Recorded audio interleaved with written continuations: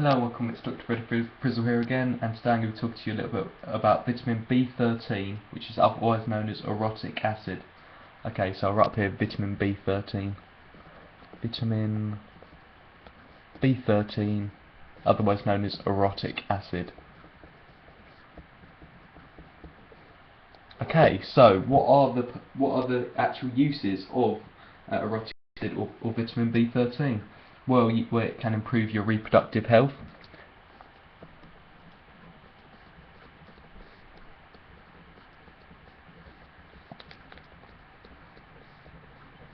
Right, how can it do this? Well, it can improve your reproductive health by enabling your sex hormones to be generated more easily.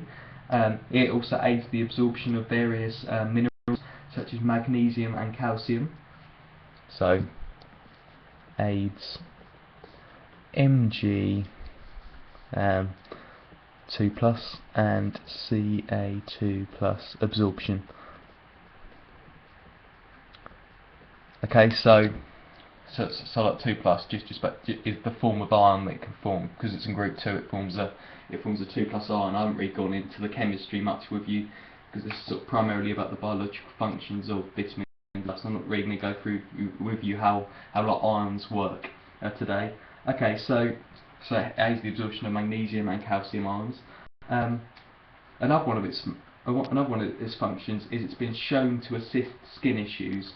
So it may actually acts to prevent a skin condition known as psoriasis. Now, you probably haven't heard of psoriasis, but if you go on Google Images, there's some brilliant images, well, not brilliant images, obviously quite horrific images actually, of people with psoriasis.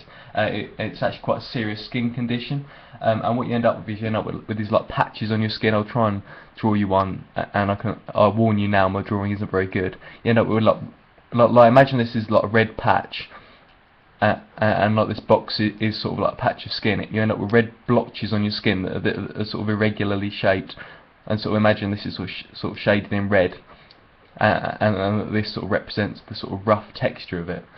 Like, I know it's really sort of a primitive drawing, but that's sort of to give you the idea of what these sort of blotchy red patches on your skin actually look like. So that's another one of the reasons why it's important to have this, because it can prevent horrible skin conditions such as psoriasis. The other thing I was going to mention with you today is I'm going to mention with you some of the deficiency symptoms. So I'll list up here deficiency. Now, the thing to sort of note about this presentation on this vitamin is that actually there's not a great deal like actually proven about orotic acid. There's a lot of theories in relation to what is known, but that's not to say that in the future the actual research won't sort of change. As in the research that is around so far may not be conclusive, is what I'm trying to say. Okay, so everything I say here shouldn't be taken sort of as gospel, and you've got to understand that research is like an evolving, developing mechanism, if you like, so it may change over time. Alright, so now I'll leave you with that thought, and now I'll go back on to deficiency symptoms such as liver disorders. As you should know, the liver is involved in a huge number of functions in the body, including detoxification, which is very important in order to remove toxic substances such as alcohol and drugs from the body. There's another one which is premature aging, which is quite an interesting one actually. I might sort of discuss that with you a bit. Premature aging. Okay, so what would normally lead to premature aging? Well, if we think about it, premature aging, one of the primary sort of signs that you are aging is the wrinkling of the skin. Now, as I've mentioned in one of my previous videos, the skin on a daily basis is getting bombarded with these sort of particles known as free radicals. Now, it's very important that our body has a good defence system against these free radicals to aid the preservation of our skin, to prevent it from aging before it's supposed to. And one of the ways that you can prevent this premature aging of the skin, like preventing too many free radicals damaging the skin, is with the use of this vitamin B13 or orotic acid. Alright, so that's sort of that deficiency symptom explained, and why that is a deficiency symptom of it, if you like. It also aids it also aids the formation of vitamin B12 that I actually discussed in my last video, and it aids the production of folate as well, folic acid, vitamin B9, whatever you would rather call it.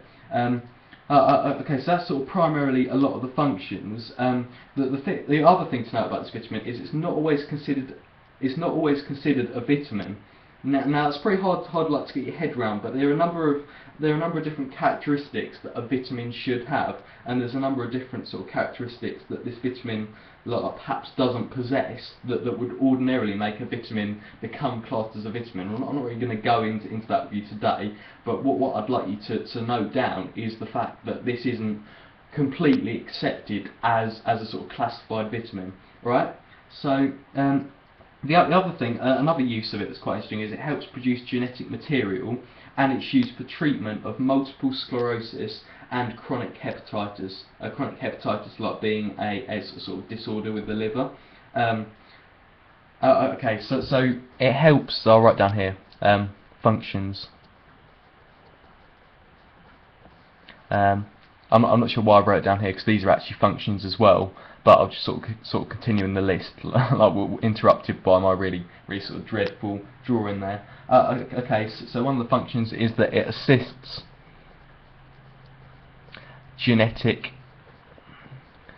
material production. I'm going to call it material. I'll just sort of describe that to you now. Right, okay, the reason why I've said material is because there are a number of different sort of genetic molecules, such as DNA and RNA. I write underneath DNA and RNA, just so you know what I mean by material. Because it's sort of material in a very crude sense of the word. Excuse me, like some material just refers to like a physical thing, like a physical object with that is essentially usually associated with matter, hence the word material.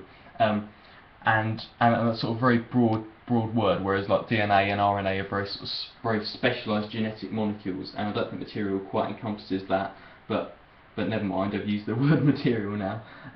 Okay, so the other thing to note about this vitamin actually is that it's produced by intestinal flora, which is essentially organisms that are inside our intestines. So primarily bacteria and stuff like that actually lives inside our body. Okay, so what are the sources? I'm discussing with you the sources of this vitamin. The sources are primarily root vegetables. Root veg. Right, so in lighter root vegetables you have things like parsnips are a primary source of this vitamin. You have things like carrots, etc. I could go on all day like listing. I